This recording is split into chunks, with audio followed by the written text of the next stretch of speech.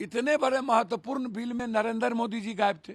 20 सांसद गायब हो गए तो नोटिस दे दिए। जब देश के प्रधानमंत्री जी ही इतने गंभीर बिल में नहीं थे तो आप अंदाजा करिए कि इस बिल की गंभीरता क्या है। इन्होंने क्या व्हिप जारी किया था, तो 3 लाइन व्हिप जारी किया था, तो मोदी जी पर भी ना व्हिप लागू होगा? तो क्या नोटिस देंगे मोदी जी को?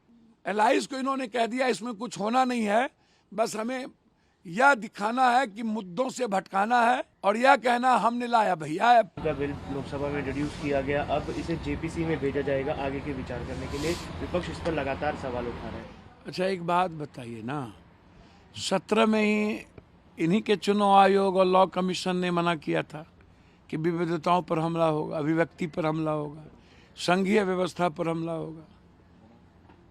ये पैसे के हवाले देते हैं। पैसा तो सबसे ज़्यादा एडवर्टाइजमेंट पे खर्च होता है, पीएम के, सीएम के, अन्य लोगों के। खैरात पर बांटते हैं, टैक्सेस के पैसे, अरबों खरबों रुपया। रोक दो, एडवर्टाइजमेंट रोक दो। 300, 200, 400 करोड़ रुपया साउथ में एक एमपी, 40, 50, 100 करोड़ रुपया एक एमपी हिंदी पट्टी में। और उसके बाद ब्लैक मनी कितना खर्च होता है वो देखो, वो भी तो जनता का पैसा है। तो आप कान ऐसे नहीं कान वैसे पकड़ने की बात करते हो। तो आप एक काम करो ना, एक कानून लो। आप तो वैसे कह रहे हो चुनाव आयोग किसी भी गवर्नमेंट को भी डिसमिस कर देगा, राष्ट्रपति कर दे। राष्ट्रपति तो इंटाइटल है किसी भी मंत्रिमंडल के एग्जीक्यूशन से, और चुनाव आयोग तो नौकर है। चुनाव आयोग को मालिक है क्या? वो कंप्लीट रूप से नौकर है, आप इसको समझिए। और चुनाव आयोग को आप मालिक का पावर दोगे तो उसको एक काम करो, दोनों आदमी का चुनाव करा करके करो। पूरे देश में चुनाव करवा लो कि चुनाव आयोग कौन होंगे। दूसरी चौथी तरफ आप चुनाव आयोग को एक बजट दे दो और उसी को बोलो 15 दिनों के अंदर इलेक्शन कंडक्ट करे, एग्जीक्यूशन में लाए और सभा करे। 6 विधानसभा है तो 6 जगह, और सभी पार्टी वहां जाए, अपनी बात रख दे। जनता जिसको वोट देना है देगा, ना कोई पोस्टरिंग ना कुछ। आप एग्जीक्यूशन में करना चाहते हो, पैसा को कम करना चाहते हो तो चुनाव आयोग के लिए बजट कर दो और गवर्नमेंट कंडक्ट करे चुनाव को, और वहां जाकर के पार्टी वाला जाकर के करे। कम खर्चा होगा, कोई हर कचकच नहीं, और 15 दिनों के समय को लिमिटेशंस कर दो। तो ये 1 नेशन 1 इलेक्शन भैया लोकसभा नहीं बनी, अटल जी की तरह खत्म हो गया। ये राष्ट्रपति प्रणाली है जो, देखिए इनके 2 काम, मैं पहले भी कहा हूं कि अंग्रेज और मुगल के तरह ये फूट डालो राज करो। ये फूट डालो राज करने की प्रवृत्ति से लगातार चल रहा है। ये 3 बार बने तब इनको नहीं आया, जब 300 था। अटल जी थे तब इनको समझ में नहीं आई। जब इनके पास गिनती नहीं है, 362 चाहिए, तो विवाद को पैदा करना है। इनको एक व्यक्ति को गणेश परिक्रमा करते रहना है, एक व्यक्ति को हिटलर के तरह प्रस्तुत करना है।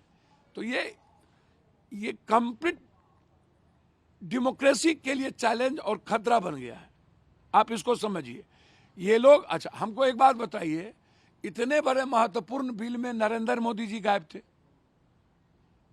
20 सांसद गायब हो गए तो नोटिस दे दिए। जब देश के प्रधानमंत्री जी ही इतने गंभीर बिल में नहीं थे तो आप अंदाजा करिए कि इस बिल की गंभीरता क्या है। इन्होंने क्या व्हिप जारी किया था, तो 3 लाइन व्हिप जारी किया था, तो मोदी जी पर भी ना व्हिप लागू होगा? तो क्या नोटिस देंगे मोदी जी को?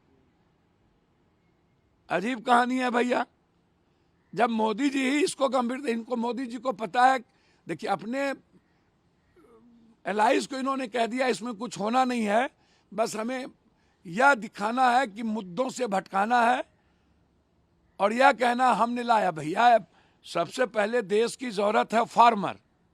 अभी जो लगातार पेपर लीक हो रहा है उसको, उस बच्चे की भविष्य।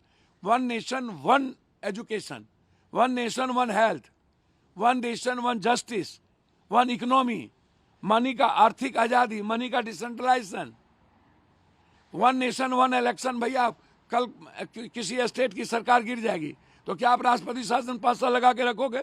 मतलब एन कैन आप ही चलाओगे? क्या चुनाव आयोग तय करेगा? तो ये बिल्कुल डेमोक्रेसी के लिए सही नहीं है, संविधान के खिलाफ है। इसलिए बिल देश के हित में, गरीब के हित में और विविधताओं के हित में बिल्कुल सही नहीं है। एक व्यक्ति की गणेश परिक्रमा के लिए बिल है। इन याचिकाओं को खारिज भैया हम ईवीएम लाया कौन? कांग्रेस। तब तो अमित शाह जी का जन्म भी नहीं हुआ था, वो भाग रहे थे कहीं।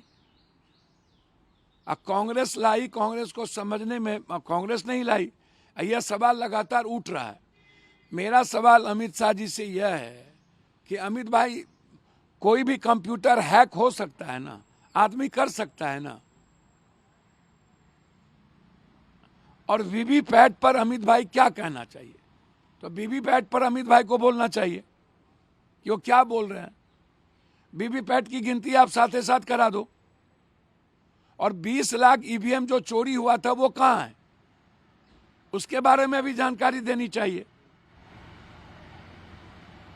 आप इस बात को समझिए। तो इसीलिए ईवीएम पर सवाल, जो डेवलप कंट्री है जहां ईवीएम बना वहां तो चुनाव इससे हो नहीं रहा है, वहां बैलेट से हो रहा है।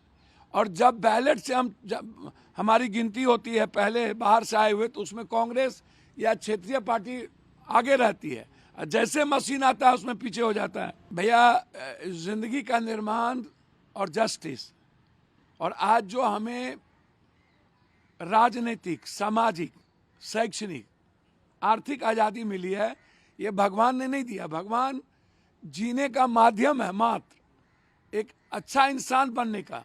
तो भगवान की जरूरत बेचने की नहीं है, भगवान को आत्मसात करने की जरूरत है। और ये बीजेपी को जरूरत है, भगवान को आत्मसात करके एक अच्छा इंसान बनना, बुद्ध बनना, कबीर बनना, ये बीजेपी के लिए जरूरत है।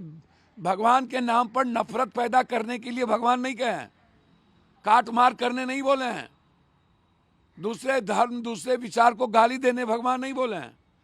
अंबेडकर आज के देश में गरीब आम आदमी, मिडिल क्लास के लिए भगवान से भी ऊपर हो गए।